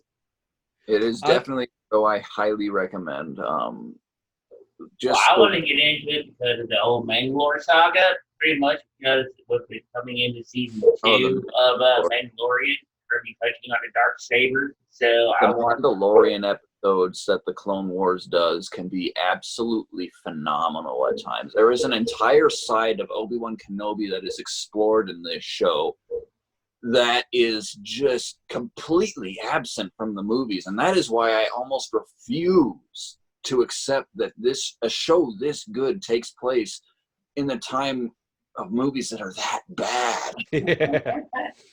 It Are we looks like from the trailers that at least a few episodes of the season is going to take place concurrently with the Revenge of the Sith, and they already did some of it with the prelude to Return of the Sith. Like the invasion of Coruscant, they actually show the invasion, the Chancellor being kidnapped in the old traditional animation, not the CG animation. Was this in a trailer? No, this was the invasion of Coruscant. Yes. That was done in the 5-minute shorts that were the Clone Wars before it got picked up as a full series. About the Samurai Jack animation show. Yes. Yeah. Welcome There back, you go. Carlos. I'm The- back. Sorry about that. That's the thing. I was there for the beginning of the Clone Wars when it was the Genndy Tartakovsky animation style, and once they transitioned into the 3D animation, I stopped watching specifically because I don't like that style. I Like that hear animation style. I hear that complaint a lot, and I just don't really understand it. I feel like there is a charm in this animation style. I'm not saying that it is the best thing ever. I understand why some people might not care for it, but I do believe it has its charm, and I do like how the action is done in this style. Right. I'm not saying it's terrible or anything, but how do I put this? The way that the animation style is in its 3D render treats my brain a lot of the same way, for the reasons I will never watch the new My Little Pony. It feels like a bunch of blobs moving way too fast on screen, and it kind of makes me sick. Like, legit makes me sick. I also miss the Tartakovsky animation, but I like that they kept that art design in the art for the full Clone Wars series. All right. Carlos Well, I is think back. yes. Thank you. Just in time, I Welcome guess. back. Thanks. Our So let's move to another piece of news also that came up today. The news that Activision has sent a digital copyright subpoena to Reddit over leaks from Call of Duty's Warzone, and they're sending this subpoena based on the DMCA, the Digital Millennium Copyright Act, and they're interestingly, they're trying to force Reddit to disclose who this leaker is, who their user is that's publishing these leaks. And I know a little bit about this. why don't you jump in then, son? Okay, so Warzone is the battle royale that Call of Duty is making for the latest Call of Duty. And because it's been in production, it's been part of the game, although it's been in an inaccessible part of the game. Mm-hmm. But there have been a few bugs with all games in which players who are playing Call of Duty actually accidentally found themselves in the loading screens and the startup menus for Warzone. And so they started taking screenshots, trying to start play the game, take video of them trying to play the game mode, and they started filtering that on YouTube. And of course, because Activision is Activision, they started slapping all of the videos with copyright claims, because this is material that's being leaked by accident or by intention, instead of them being able to market hype for it, right? Mm-hmm. And so they've been getting all of these videos showing off this stuff shut down, and yet at the same time, a person on Reddit started leaking a whole bunch of screenshots of different aspects of Warzone, specifically because, as he claimed, he had an insider who was leaking information, someone who should be under an NDA. And what Activision is going after this person for by subpoenaing Reddit is trying to get the name of their leaker, their internal leaker, out of this Reddit source. And they're assuming that it's the same person, right? No, well, no.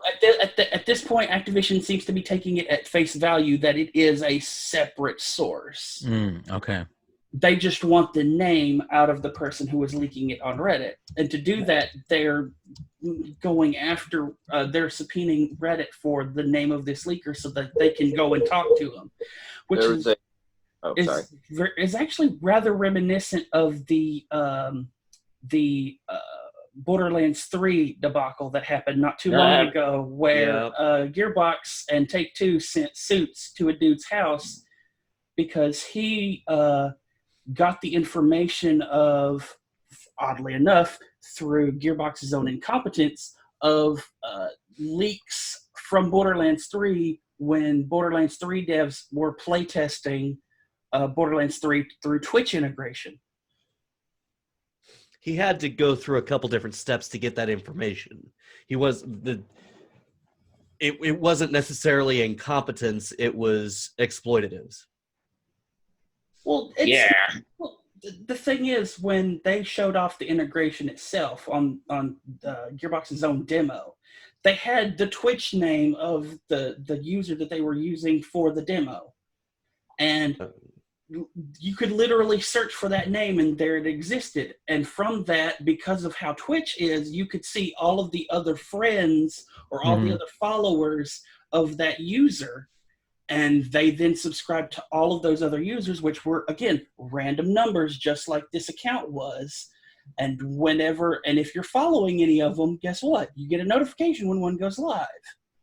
But because of the way Twitch had worked at that point, if a stream was set to private, you couldn't join in on the stream unless you were allowed access. But you could sit there on the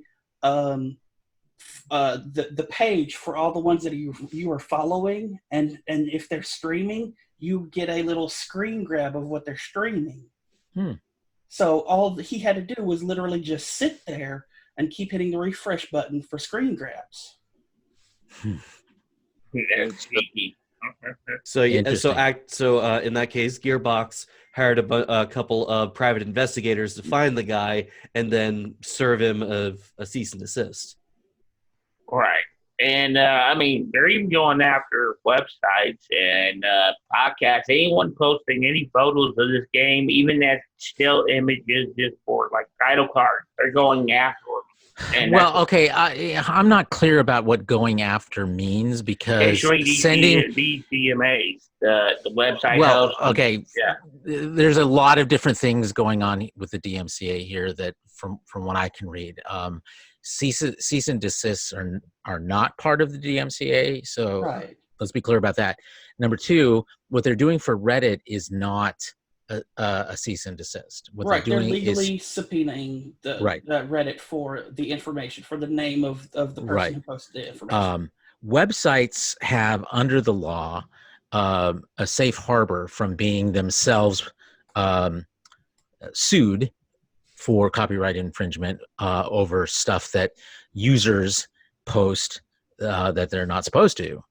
And one of the things that they promise to do in exchange for this safe harbor is that if a copyright owner makes a legal, the proper legal request, then the website has to turn over the information about the user, and also take off the offending content.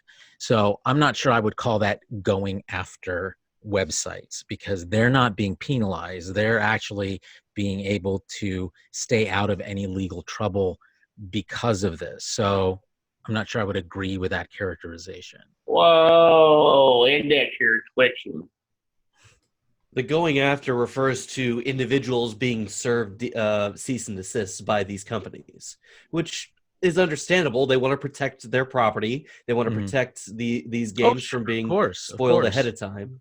And they my also only want point is that there are different legal avenues at play here, and cease and desist is not part of copyright law. It's just a letter, literally, that a lawyer sends. DMCA it's a takedown strongly worded requests, warning. That's all it is. saying that we may sue you, and in most cases, that's enough for people to back off. What's that? Sorry. So the other legal instrument at play here are DMCA takedown notices, in which, again, in order to maintain their safe harbor from legal action taken against the websites that have this this content, they have to take it down upon request from the copyright holders. So that's the other legal instrument that's at play.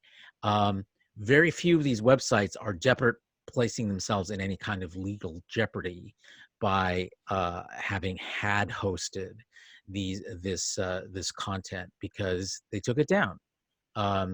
So I just want to make sure we're clear that we're not painting with a broad brush here legally about what's going on, because you can raise a lot of ruckus amongst people who aren't familiar with the law by using a term like going after websites, when that's not actually what's happening.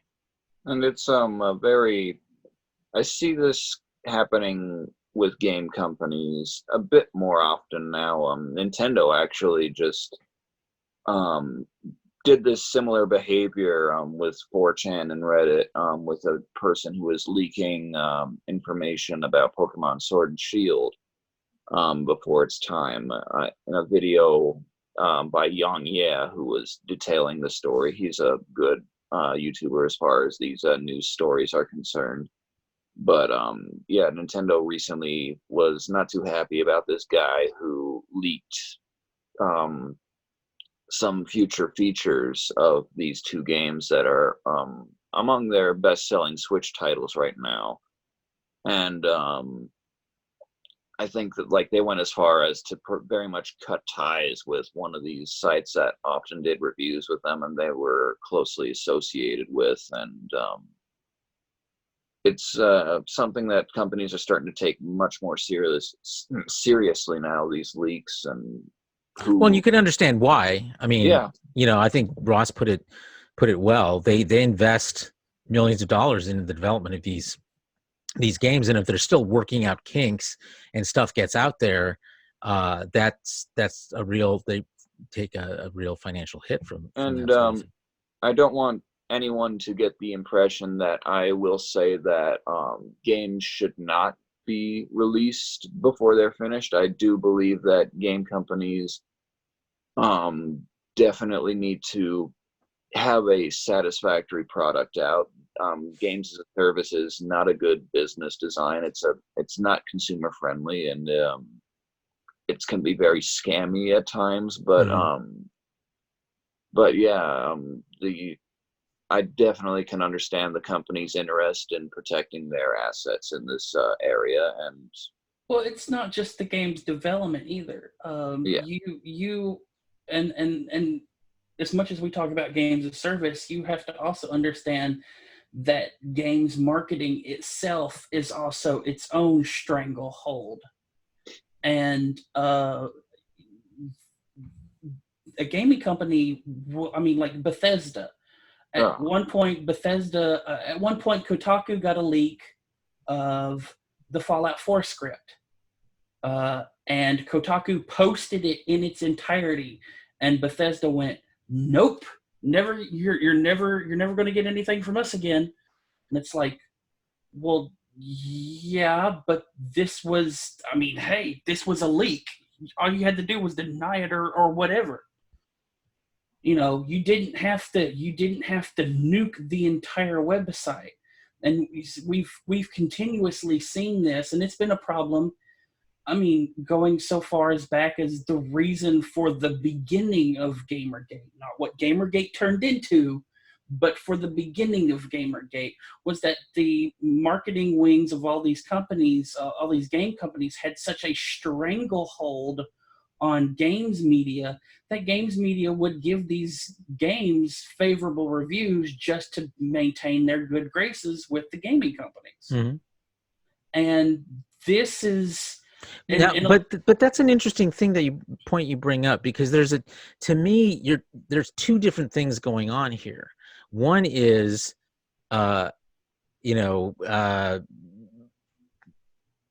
positive coverage of stuff that maybe isn't positive, just in order to maintain their a good relationship, right, and therefore news from these companies, and that's an issue. It's an important issue, right? But the idea that when handed something as substantial as the script for an entire game and then going on to publish the entire thing, that's a whole other issue. No, I completely agree, but I think they are connected. They're not directly connected, but I think you're seeing one occur as a pushback to the other. You're seeing a lot more leakers now because they're fed up with the system. Okay, that's an interesting observation. Interesting there. Okay. Because it seems like every time we turn around, there is some kind of new leak from any company at this point. And it seems like it is just we're inside the company and we're fed up with the crap that goes on. And hey, I really want to show you this thing that I'm working on because it's exciting. Because sure. I myself, if I were, as a journalist, confronted with something like this, in fact, this is what I did, in covering Axanar when I got a hold of the full Axanar script. Not a good script, but I did not publish the whole script. Until it was published elsewhere by someone else, I did turn it. I gave it to a couple of people who I had write reviews of it, but it only went into as much detail as any review would. So there's a middle ground where you can still cover something, you can still take advantage of news, leaks or whatever that you get without going so far as ruining something. So it sounds to me like in a couple of cases you're talking about people who decided they're just going to publish the whole thing, and that puts you in the middle of a really serious financial. Puts them in a really serious financial bind that may leave you liable for it, because copyright law looks more favorably on unpublished work than it does on published work, because it hasn't had a chance to get any kind of commercial exposure. So it's an important distinction that copyright law recognizes. I'm just looking up yes. Okay. So that's okay. So I wanted to make sure that who it was who I thought it was. Mm-hmm. This was the leak from Kotaku was from Jason Schreier, and Jason Schreier is notorious for being one of these people who says, and I'm sorry, I'm going to go there, who says he's a real journalist and other people aren't. And then goes out of his way to leak the entirety of the Fallout script to prove that Fallout 4 is real. Oops. Yeah, no, I think that's irresponsible myself. But I know it's a very competitive landscape out there for people who cover gaming. So, okay, well, that brings us, I think, to the end of this topic. I'm going to there are 3 other news items related to some series that we're seeing and or maybe hoping to see coming up that will kind of take on all 3 at the same time, because it's mostly sort of reporting what's going on and just getting some quick reactions from you all. Number 1 is the news. I call it the reboot of Battlestar Galactica. And to some extent, this is not news. It's something we heard about already weeks ago, that what was originally portrayed as a reboot of Battlestar Galactica is in fact set in the same universe as that constructed by Ronald for the 2003 and onward series on Sci-Fi, but is telling a story in a different part of that universe. But the news, what made it news this week was that Sam Esmail, who's the producer of Mr. Robot, is the one behind this, and the news was around Ronald D. Moore basically saying, hey, I like Sam Esmail and I think he's going to do a good job with this. So, it's an added, I guess, imprimatur of approval from the guy who created this world. But that's news. Are you guys looking forward to a reboot / non-reboot of Galactica? What do you think? I don't know. Can they top what they did before? I mean, I don't know if they can top what they did before, because the reimagined BSG was awesome. I don't know if they can really do anything that will rival that. That's a good question. The reimagined Battlestar Galactica. I am kind of stuck in season 3 right now, and I have just other priorities. If they can make this show work, if they can build off this universe, I only applaud them for it. I have liked what I've seen so far of this Battlestar Galactica show that Ronald D. Moore made, as I like to think of it, as a little mental middle finger to Brandon Braga and Rick Berman after they came off Voyager. But yeah, they went pretty far with the whole main characters in conflict with one another, and that's for sure. I've been told my opinion is discounted, so there you go. Wait, say again? I've been told my opinion is discounted. On this particular topic? On a topic that revolves around Battlestar Galactica, yes. Really? Yes, because I like Galactica 1980. So there you go. Okay, well I can understand. I mean, look, I enjoy both. I enjoy both. I enjoyed the original Battlestar Galactica, and I enjoyed 1980. They followed the same themes, and they played well off of each other. And I'll be honest, I watched maybe 1 or 2 episodes, granted at very different points in the Battlestar Galactica reboot, and I just didn't enjoy myself as much as I was with the original. Well, they didn't have any flying motorcycles, that's for sure. Damn them. Or giants. Ross, what do you think? I loved Moore's reboot of Battlestar Galactica, and if I get to see more of that world, I'm very excited. Up to this point, the only bit of Battlestar we've had is the free-to-play game Deadlock, which has some good elements to it. I haven't played a great deal of it, but they've made a lot of really fun ships. So this is going to be an actual reboot or continuation? We don't know. As I explained at the beginning, not a reboot. It is a different story set in the same universe that Ron Moore has created in the 2003 Battlestar Galactica. So, I mean, my only concern about it is, I mean, the Galactica was kind of like at the center of that story. The big story of about humanity trying to reestablish itself and getting away from the Cylons, their children. I mean, that story centered on Galactica. So I'm just wondering, what are other potential stories that would feel as meaningful that's not about Galactica? Are they even going to call it Battlestar Galactica? Well, if they follow anything from the original, there is basically an entire universe out there that is under the control of the Cylons for one reason or the other. and multiple planets with different alien species and their own technological woes and oppression under the Cylons. Well, also, towards the end, spoiler, they established the idea of a cycle.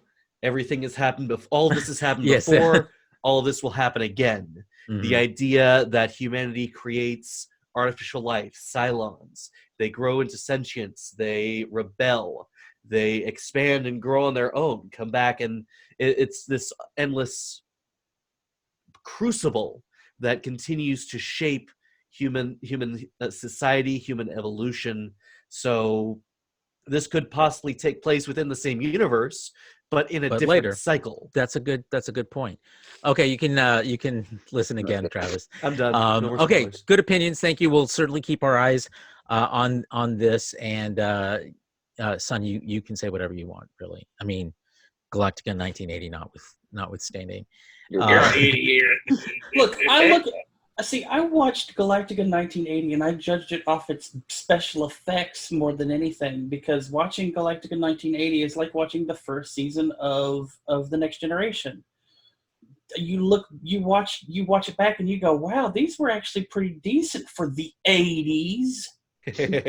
No, they weren't. No, they weren't. The Battlestar Galactica effects of the 70s were better than what you saw in Galactica 1980. They just spent a lot less money on Galactica 1980. They set it in 1980 specifically so they wouldn't have to build futuristic sets and set it on alien planets. I mean, What was it, the third season of Doctor Who? well, sure, but that's why I've never been a fan of old Doctor Who, for exactly the same kinds of reasons. Okay, let's go to the next topic, which is also about a possibly returning show. This one is about Watchmen, which for a while we were told there's no way that that they're going to make any more of it. The creator basically said, I told the story I wanted to tell, and I'm done. From Deadline this week, apparently if there's no body, it ain't dead. And Watchmen turned out to be a real success for HBO, and a financial success. And nothing screams make more of this more than having been financially successful. So who thinks we're going to see more Watchmen? They did just change its categorization to limited series. Mm-hmm. So it's possible we'll get at least one more season out of it. Yeah, maybe. Anyone else? I'm not sure. How many of you even watched it? I know not everyone did. No, definitely worth checking out, you guys. It's it turns the way you think of superheroes on its head and makes it super relevant to what's going on in society right now. So worth checking out. Okay, and then finally, and I'm throwing this one over to you, Ross, is the news that Netflix is doing Transformers. Yeah. What can you tell us about that? Oh, so they're the one doing the My Little Pony crossover? No, that's IDW. That's a comic thing. That's all IDW. Oh, okay. Okay. Trailer for this dropped on Wednesday. Came out of nowhere. Transformers on Netflix with the title War for Cybertron. Now that tickles a few nerves for me because, yep, there it is. There was an awesome 2 games titled War and Fall of Cybertron. And it's the origin story of how the Transformers came to Earth within the war for Cybertron, the big battle between the Autobots and the Decepticons as they completely trashed their planet and they were forced to flee. So if this is paralleling the story of that game, which was fantastic, it gave us the rise from Optimus just as Optimus to Optimus Prime. It introduced us to Bumblebee. It kind of paralleled things so you could see it going from the games into the movies, which had just come out, until the movies took a really turn for the batshit and no one wanted to really deal with them anymore. So I'm very excited for this. This is being produced in part by Rooster Teeth Animation, so that makes me very excited. The same guys behind Ruby. So, and Jen Locke. It will be Red interesting to see if they can erase the bad taste in my mouth from the movies.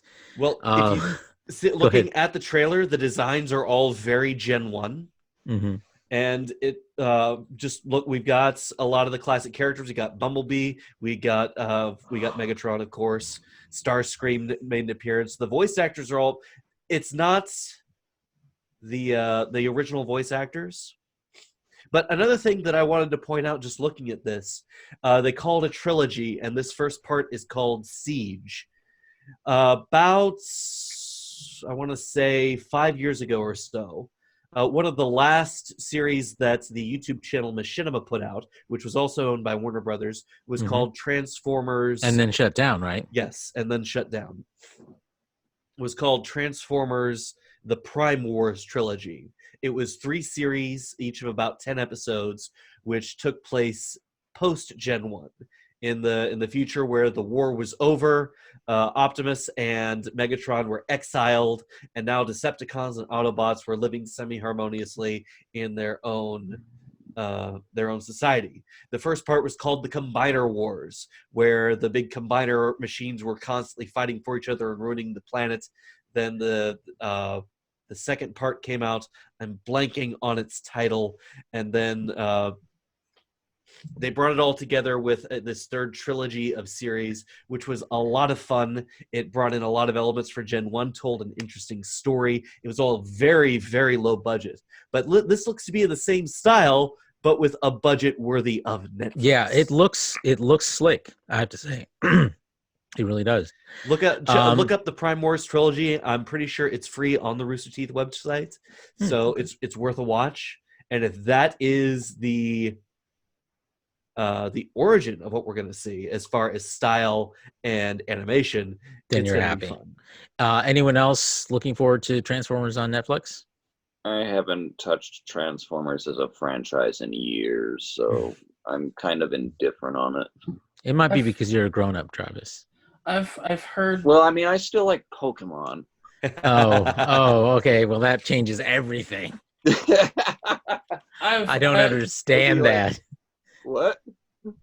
I'm What'd you say? in the weird. in the weird space with Transformers because I'll be honest, the only Transformers that I really liked was Beast Wars. Yeah. And I've been hearing like all kinds of stuff that they're doing a new Beast Wars thing, but I don't throw myself into rumor territory, so I don't know where any of this information is at. So I'm like Guinan. I hear things and I tend to bar. I've heard the same rumors. All right, cool. Well, we'll keep tabs on that as well. Ross, hope you will lead a review chat on that when the time comes. Sure thing. Do we have I'll a release also date? link the Prime Wars trilogy to you guys, Oh, so you great. get an idea of what we might be seeing. Great. Do we have a release date on it? No, it just says coming soon. Okay, interesting. Okay, we'll keep an eye out. All right, finally, we've reached our regular end topic for the show, and that is what are we watching? And let's start off with you, son, this week. What have you been watching? So a whole bunch of Mike Myers and Adam Sandler movies were thrown on Netflix. So I've been rewatching the Austin Powers trilogy, The Love Guru, and Adam Sandler's last actual funny movie, You Don't Mess with the Zohan. I remember when that came out. Okay. Travis, how about you? What have you been watching? I have been watching a lot of things. The other day I watched the found footage movie Chronicle. I'm currently writing. Oh, yeah, you and I had a little exchange about that on Facebook this week. And I'll probably address a few of your points in the thing because I kind of agree and disagree on some things. But today, while I was cleaning out the fish tank, I also put on Star Wars Rebels, the spinoff of the Clone Wars, ironically enough. I'm just starting season 2 on that, and it's really starting to pick up. We also finally started watching the second season of Breaking Bad, and I'm absolutely enjoying that. Good. I'm glad you are. Keep going. By the way, for Breaking Bad fans, the 5th season of Better Call Saul just started this week. So get caught up. And on that same note, I put on an episode of Malcolm in the Middle earlier today and enjoyed that was a great laughter. show. And this week I'm also like kind of looking forward to, yet not at the same time looking forward to this Thursday. Netflix is coming out with a remake of the very first Pokemon movie, which I'm just kind of telling myself, well, I'll probably have to watch that at some point. But is that from the animated one from the late 90s? That one? Yep, they're remaking the first Pokemon movie, Mewtwo Strikes Back. It's Mewtwo Strikes Back Evolution. It's like a completely CGI remake with. I have no idea if they're going to update the story or anything like that.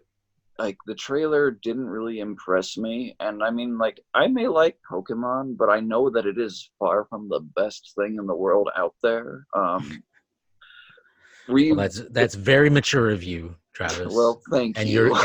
You're correct. Like I want, like, if I watch the first movie, I will wonder, the last time I watched the first movie, the only thing that went into my mind was I dragged my father into the theater for this movie. I'm sure he never forgave you for it. An apology. But I guess so. Ross, what have you been watching this week? I am caught up and with the entire Harley Quinn animated series on DC Universe. And Bob the Builder. Loved it. And Bob the Builder, yes. and Bob the Builder. I've been watching a lot of YouTube lately as well, and I'm currently in the middle of Oxhorn's narrative retelling of Fallout 4's expansion, Far Harbor. All right, and good? You like it? Yeah, he's a wonderful storyteller with a lovely baritone voice that soothes. Much like your own, Ross. One day I might do a series like that on my own. Interesting. Okay. Justin, what have you been watching this week? Let's see. The Harley Quinn animated, finished that up. I actually watched Solo for the first time today. What did you think? It wasn't bad. I mean, Yeah, it wasn't bad. It wasn't a must see on list, but it was okay to watch. Yeah, it's all right. Better than last night, but we won't go there. Let's see. I need to pick back up Lock and Key. I never did finish watching the first season. Oh, Lock and Key, that's right. I need to finish watching that. Other than that, really haven't watched too much else other than those few things. Doctor Who, I got to pick that one up too. Like, what's up that? Yeah, I've caught up on. Oh, are you done? Sorry. Go ahead. I was just gonna say I caught up on Doctor Who as well tonight, and I was on vacation down in San Francisco for the week, so I didn't get a chance to watch a ton of things. On the way down, I downloaded a bunch of episodes of CBS All Access series Interrogation, which was kind of interesting. I think I talked a little bit about it last week when I said I was going to download it and watch it on the train, and I did watch a lot of it on the train. It's 10 episodes long, and other than the first and last episodes, they encourage you to watch them in whatever order you want. They're sort of self-contained but still related to each other, and just seeing different parts. It's a story based on a true crime kid who was accused of killing his mother, and the cop who arrested him and saw that he got convicted may have been a dirty cop. And anyway, so it's 20 years. It covers 20 years of time in which he tries to prove his innocence. It was an interesting idea to look. So I still have the final episode to watch, and then I will be done with that. I also started watching the new series on Amazon, Hunters, which is about a group of Nazi hunters. It looks like it's set in maybe the 70s or 60s, but it's got a great Al Pacino's in it. Logan Lerman, who I love, is in it. He's no Elnor, Travis, but he's pretty cool. And so that's the other thing that I've been watching this week, and I think that's it. I'll watch more of this next week. I'm a terrible person. Yes. The Trek Collective posted today some behind the scenes from Discovery, and one of them was Season 3? No. They have like a screenshot from season okay. 3. Mhm. But they've been posting, the article posts a bunch of behind the scenes, like concept art for the escape pod of the Europa and stuff like that. Or the models of the Klingon ships. Mhm. But I'm a terrible person because the concept art is by a visual effects artist by the name of, and I apologize if I'm mispronouncing this, Hamza Butt. I'm not even joking. But one of my best friends' last name is Butts, so she embraces it. But what makes me a terrible person is that I misread it as has my butt. Like, he has my butt. Mm-hmm. Okay. Yes, you're a terrible person, son. Negative 3 I points. I for banish Son. you. I banish you to a week of continued indexing. I mean, I'm already doing that anyway. So. Of course you do. Of course you And do. Rox's. Is it really punishment if she's always doing it? Indeed. All right. Well, that brings us to the end of our episode this week. This will be published on February 24th, recorded on February 23rd. Coming up later this week is the 6th episode of Star Trek Picard, named The Impossible Box. We will be recording. It is released on Thursday. We'll be recording our review show, Make It So, on Friday and releasing on Saturday. So you'll get to hear what we think about what a horrible show this Picard apparently is. Star Trek. And more. All right. Thank you all for participating this week. Travis, thanks for joining us again as a guest. And, always happy to be. Yeah, great to have you. And we'll see you all later this week.